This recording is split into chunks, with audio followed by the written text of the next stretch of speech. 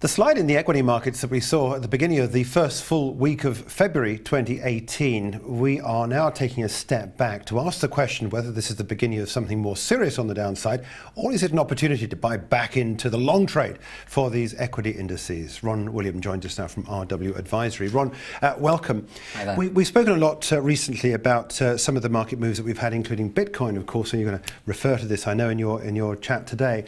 But this trade that we've been presented with at the beginning of this, as I say, first full week of February. Explain what it reminds us about the rally that we've seen and where you think the trade's likely to come out of this. Well, as we've been saying for some time in previous interviews, stay long in existing trends, but be ready to exit at short notice. And that's exactly what happened in the first week of February. We were looking for a potential sizable setback in the market, primarily because it's been long overdue. But having said that, at the moment, we've had a big rebound, as we've seen in our first chart, from those very oversold conditions. Let's just take a step back and just keep in mind it's a 10% correction on the S&P 500 and also most Western equity market proxies. That's the biggest drop we've seen since 2011. Having said that, once we unwound the record overbought levels, we are now short-term oversold.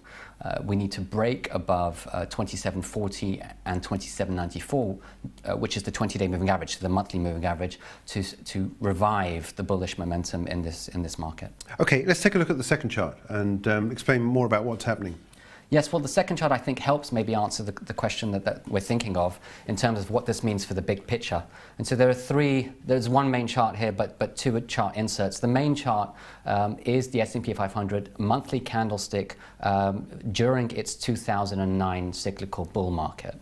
And what it shows is it's been trading within a predictable trend channel. The ceiling of that channel is roughly around 2740. We popped above that, so that was giving a very important statistical overbought signal. That could have been bullish, but of course we had the reversal thereafter, the following month, the month of Feb, after we had a very strong blow-off January. The happiest new year since 1999. If you look at the price move on the S&P 500, that is the strongest in a very long time. But right here and now, this is looking as a rolling fifth wave of the Elliott wave model. So a final top is still in place, but the cycles are suggesting that will potentially happen in the second half of 2019. Having said that, we could still have setbacks between now and then. It's just too close to call at the moment. Now, one thing that's important in terms of the chart inserts, just to mention, is that one of the reasons why we had a strong record happy new year in terms of equity market performance is also because we had record earnings revisions. If you just see the top chart insert there, which signaled this natural behavior of fear of missing out. A lot of people that were bearish last year flipped from bearish to bullish in their earnings estimates because last year was one of the strongest years in many. And then lastly, chart B at the bottom there, just showing that we had the longest time without a 5% correction in 90 years. So we really are making history as we speak. Okay, let's take a look at chart number 3 to give us some more explanation as to where we go. Yes, well, essentially what we have seen is a big rotation from greed to fear. Now, it is a short-term rotation for now. We don't know how long it will last, but I thought it would be good to bring everyone's minds back to late December of last year, when Bitcoin, arguably the strongest greed trade to man, signaled a top. We spoke about that in a recent interview, and then actually triggered a 70% crash, which is now holding at its 200-day moving average. We can follow up in future and talk about potential support levels thereafter.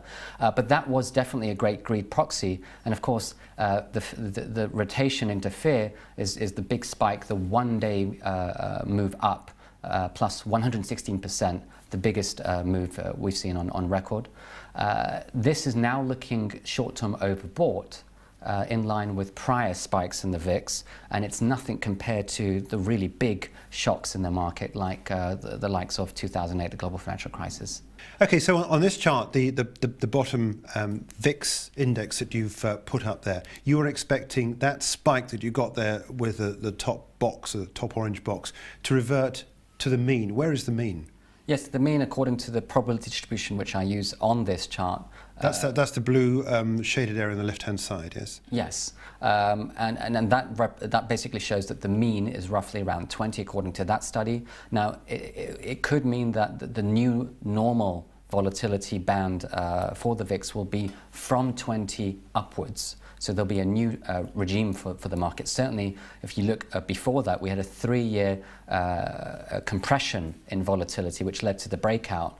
And anyone who was short volatility, and there were record short volatility trades last year, made a lot of money, but that trade is now dead. So we are in the new normal. The floor in the market is likely to be around 20, not at the historic lows that we have previously seen. Yeah, okay.